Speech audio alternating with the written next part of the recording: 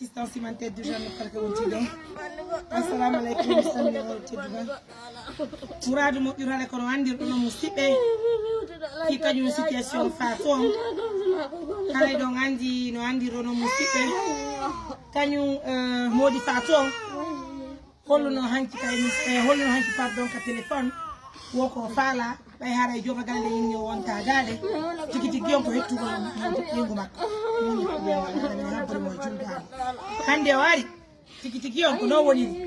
joni non ɓay ɓe ari ɓe bonni sabuji ɗi ka nder galle nder ga joma galle vraiment ko wontande min kadi partenaire ɓe holli honɗum moto on ɓay mi holli moto on ko faatu sodata moto on ko ma taxi moto dogina moto ɗum kadi woni hay donc c'est pas possible donc ara hino piijo koɓe ƴettuno komin halfini nene hajja min yetti pigiri koɓe halfinanoɓe ɗum ko fi yo daɗu on tini heyno balise ɓe fof mi wanno kon kabatel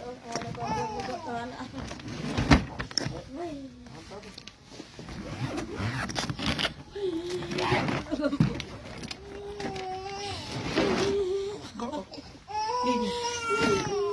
tati nayi joyi jeeɗiɗi jeeɗiɗi sappo tati nayi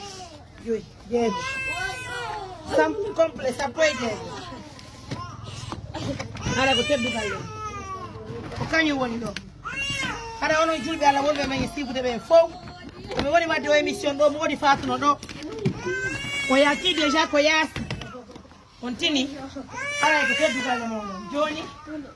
haray ɓay ɓe enni ɓe hetta e ɓeygu maɓɓe ɓe wata holde ɗum janggo hanki ke ɓe firta hande haray toujours hara gadi kala ɓay noon ko dewgal ni en bonnata dewgal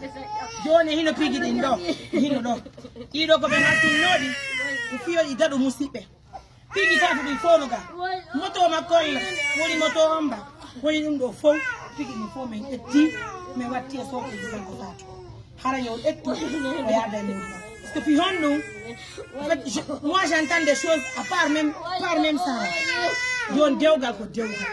ɓay ɓe inni hanki ɓe hetta e ɓeygu maɓɓe hande ɓe ara ɓe sanja idée non déjà ɓe enni o concours no ɓurani ɓe kane en hajja ɓayde kane en hajja ɗo kamɓe tigi ko ɗum ɓe holi ɓe kamɓe worɓe joni noon kane en hajja ɗo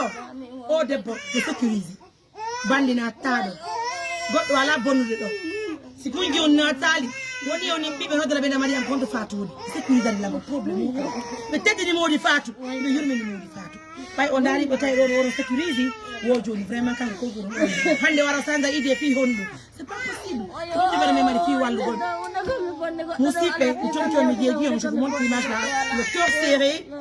vraiment je ne sais pas que dire je voulais vraiment continuer l'aventure avec Fatou et son mari mais c'est pas possible son mari c'est pas possible donc les papas il faut les voir ce qu'il fait comment il se comporte son mari ne veut pas ça voilà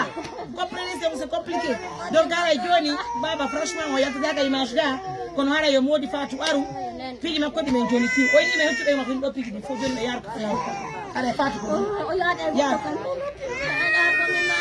on va marquer la place